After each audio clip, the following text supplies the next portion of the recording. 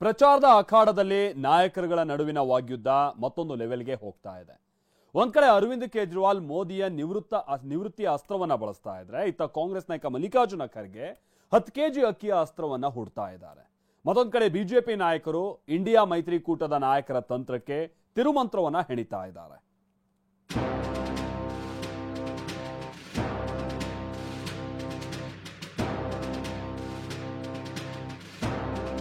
India ಮೈತ್ರಿಕೂಟದ ಒಗ್ಗಟ್ಟು ಕಮಲ ಪಡೆಗೆ ತೀವ್ರ ಇಕ್ಕಟ್ಟು. ಪ್ರಧಾನಿ ಮೋದಿ ವಿರುದ್ಧ ಮತ್ತೆ ನಿವೃತ್ತಿ ಅಸ್ತ್ರ ಝಳಪಿಸಿದ ಕೇಜ್ರಿವಾಲ್. ಮೋದಿ ನಿವೃತ್ತಿಯಾಗ್ತಾರೆ, ಅಮಿತ್ ಶಾ ಅವರನ್ನ ಪ್ರಧಾನಿ ಮಾಡೋಕೆ ಪ್ಲಾನ್ ಮಾಡಿದ್ದಾರೆ. ಯುಪಿ ಸಿಎಂ ಯೋಗಿ ಆದಿತ್ಯನಾಥ್ ಅವರನ್ನ ಕಿತ್ತು ಹಾಕ್ತಾರೆ. ಇದು ದೆಹಲಿ ಸಿಎಂ ಅರವಿಂದ್ ಕೇಜ್ರಿವಾಲ್ ಒಂದೇ ಮಾತಿನಲ್ಲಿ ಬಳಸಿರುವ 3 ಬ್ರಹ್ಮಾಸ್ತ್ರ. ಕೇಜ್ರಿವಾಲ್ ಇವತ್ತು ಮತ್ತೆ ಇದೇ ಮಾತನ್ನ ಪುನರುಚ್ಚರಿಸಿದ್ದಾರೆ. ಉತ್ತರ ಪ್ರದೇಶದ ಲಖನೌನಲ್ಲಿ ಅಖಿಲೇಶ್ ಯಾದವ್ ಜೊತೆ ಜಂಟಿ ಸುದ್ದಿಗೋಷ್ಠಿಯಲ್ಲಿ ಭಾಗಿಯಾದ ಕೇಜ್ರಿವಾಲ್ ಮತ್ತೆ ತಮ್ಮ ಹೇಳಿಕೆಯನ್ನ ಪುನರುಚ್ಚರಿಸಿದ್ದಾರೆ.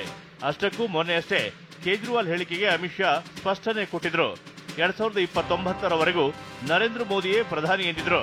ಇದಕ್ಕೆ ಪಾರ್ಟಿ ಸವಾಲು ಹಾಕಿದಂತೆ ಮಾತನಾಡಿರುವ ಕೇಜ್ರಿವಾಲ್, ಅಮಿತ್ ಶಾ ಅವರೇನೋ ಹೀಗೆ ಹೇಳ್ತಿದ್ದಾರೆ, ಆದ್ರೆ ಮೋದಿ ಅವರು ಎಲ್ಲೂ ಈ ಬಗ್ಗೆ ಮಾತಾಡಿಲ್ಲ ಎಂದಿದ್ದಾರೆ.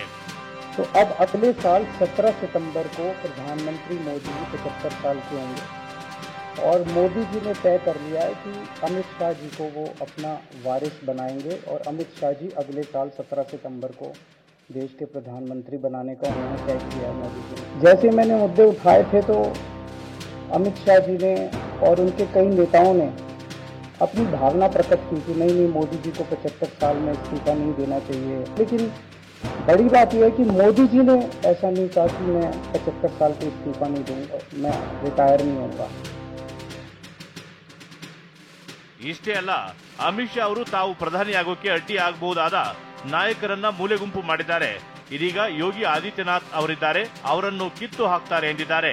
अब योगी आदित्यनाथ जी को इन्होंने हटाने का पूरा मन बना लिया है और अगर इनकी सरकार बनी तो 2 महीने के अंदर योगी जी को भी उत्तर प्रदेश के सीएम से हटा दिया जाएगा. ಇಂಡಿಯಾ ಮೈತ್ರಿಕೂಟ ಅಧಿಕಾರಕ್ಕೆ ಬಂದ್ರೆ 10 ಕೆಜಿ ಅಕ್ಕಿ. ನಿನ್ನೆ ಜಂಟಿ ಸುದ್ದಿಗೋಷ್ಠಿಯಲ್ಲಿ ಮಾತನಾಡಿದ ಕಾಂಗ್ರೆಸ್ ಅಧ್ಯಕ್ಷ ಮಲ್ಲಿಕಾರ್ಜುನ್ ಖರ್ಗೆ, ಈಗಾಗಲೇ ಕೇಂದ್ರ ಸರ್ಕಾರ 5 ಕೆಜಿ ಅಕ್ಕಿ ಕೊಡ್ತಿದೆ. ನಮ್ಮ ಸರ್ಕಾರ ಅಂದ್ರೆ ಇಂಡಿಯಾ ಘಟಬಂಧನ್ ಅಧಿಕಾರಕ್ಕೆ ಬಂದ್ರೆ 10 ಕೆಜಿ ಅಕ್ಕಿ ಕೊಡೋದಾಗಿ ಹೇಳಿದ್ದಾರೆ. आप 5 किलो दे रहे हैं ना, हम गठबंधन की सरकार अगर आएगी हम 10 केजी देंगे, 10 केजी. ರಾಹುಲ್ ಗಾಂಧಿ ಪ್ರಧಾನಿಯಾಗಬೇಕು ಎಂದ ಅಧೀರ್ ರಂಜನ್ ಚೌಧರಿ. ಪ್ರಧಾನಿ ಮೋದಿ ವಿರುದ್ಧ ಕಾಂಗ್ರೆಸ್ ನಾಯಕರ ಸಮರ ತೀವ್ರಗೊಂಡಿದೆ. ರಾಹುಲ್ ಗಾಂಧಿ, ಪ್ರಿಯಾಂಕಾ ಗಾಂಧಿ ಮೋದಿ ವಿರುದ್ಧ ವಾಗ್ದಾಳಿ ನಡೆಸುತ್ತಿದ್ದಾರೆ. ಈ ಮಧ್ಯೆ ಕಾಂಗ್ರೆಸ್ ನಾಯಕ ಅಧೀರ್ ರಂಜನ್ ಚೌಧರಿ, ರಾಹುಲ್ ಗಾಂಧಿ ಪ್ರಧಾನಿ ಆಗಬೇಕನ್ನೋದು ನಮ್ಮ ಬೇಡಿಕೆ ಎಂದಿದ್ದಾರೆ. कांग्रेस सरकार बनाने जा रही है, ये सारे मोदी जी को खुद पता है और इसलिए डर के मारे मोदी जी बुखलाए हुए हैं, आप देख रहे हो. और अगर कांग्रेस पार्टी मतलब गठबंधन आ रहे हैं और हमारे ये मांग रहेगी राहुल गांधी जी हमारे देश के प्रधानमंत्री बने. ಅರವಿಂದ್ ಕೇಜ್ರಿವಾಲ್ ಜೈಲು ಭಾಷಣಕ್ಕೆ ಇಡಿ ಆಕ್ಷೇಪ. ದೆಹಲಿ ಸಿಎಂ ಅರವಿಂದ್ ಕೇಜ್ರಿವಾಲ್ ಚುನಾವಣೆ ಪ್ರಚಾರಕ್ಕಾಗಿ ಜಾಮೀನಿನ ಮೇಲೆ ಹೊರಬಂದಿದ್ದಾರೆ. ಅಬ್ಬರದ ಪ್ರಚಾರ ಮಾಡ್ತಿದ್ದಾರೆ. ಮೊನ್ನೆಯಷ್ಟೇ ಕೇಜ್ರಿವಾಲ್ ಪ್ರಚಾರದ ವೇಳೆ ನೀವು ನಮಗೆ ಬಹುಮತ ನೀಡಿದ್ರೆ ನಾನು ಮತ್ತೆ ಜೈಲಿಗೆ ಹೋಗಬೇಕಾದ ಸ್ಥಿತಿ ಬರೋದಿಲ್ಲ ಎಂದಿದ್ರು.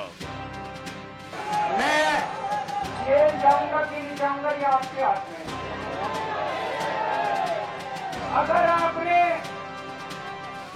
25 मई को बटन दबाने जाओगे, अगर आपने कमल का बटन दबा दिया तो मेरे को जेल जाना पड़ेगा, और अगर आपने इनका बटन दबाया तो मेरे को जेल नहीं जाना पड़ेगा.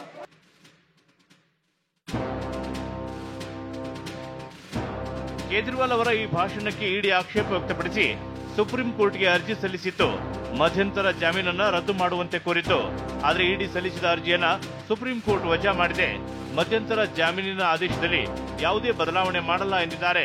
ಈ ಮಧ್ಯೆ ದೆಹಲಿ ಸಿಎಂ ಕಚೇರಿಯಲ್ಲಿ ತಮ್ಮ ಮೇಲೆ ಹಲ್ಲೆಯಾಗಿದೆ ಎಂದು ಸ್ವಾತಿ ಮಲಿವಾಲ್ ಆರೋಪ ಸಂಬಂಧ ಪ್ರತಿಕ್ರಿಯೆ ನೀಡಲು ಕೇಜ್ರಿವಾಲ್ ನಿರಾಕರಿಸಿದ್ದಾರೆ. ಅಖಿಲೇಶ್ ಯಾದವ್ ಜೊತೆ ಸುದ್ದಿಗೋಷ್ಠಿ ನಡೆಸುತ್ತಿದ್ದಾಗ ಮಾಧ್ಯಮದವರು ಪ್ರಶ್ನಿಸಿದ್ರು. ಆಗ ಮೈಕ್ ತೆಗೆದುಕೊಂಡ ಅಖಿಲೇಶ್ ಯಾದವ್, ಇದಕ್ಕಿಂತ ಇನ್ನೂ ಅವಶ್ಯಕ ವಿಷಯಗಳ ಬಗ್ಗೆ ಕೇಳಿ ಎಂದಿದ್ದಾರೆ. अरविंद जी, स्वाति मालीवाल के मामले में अभी तक आप कुछ बोले नहीं है। आपकी ओर से आपके साथ में स्वाति मालीवाल के मामले में अभी तक अरे उससे ज्यादा जरूरी और चीजें भी हैं, कागज हम निकाल लिए। ಹೀಗೆ 4ನೇ ಹಂತದ ಮತದಾನ ಮುಗಿಯುತ್ತಿದ್ದಂತೆ ಲೋಕಸಭೆ ರಣಕಣ ರಂಗೇರಿದೆ. ಇಂಡಿಯಾ ಮೈತ್ರಿಕೂಟದ ಆರೋಪಕ್ಕೆ ಬಿಜೆಪಿ ನಾಯಕರು ಅದೇನು ತಿರುಗೇಟು ಕೊಡ್ತಾರೆ ಕಾದು ನೋಡಬೇಕಿದೆ.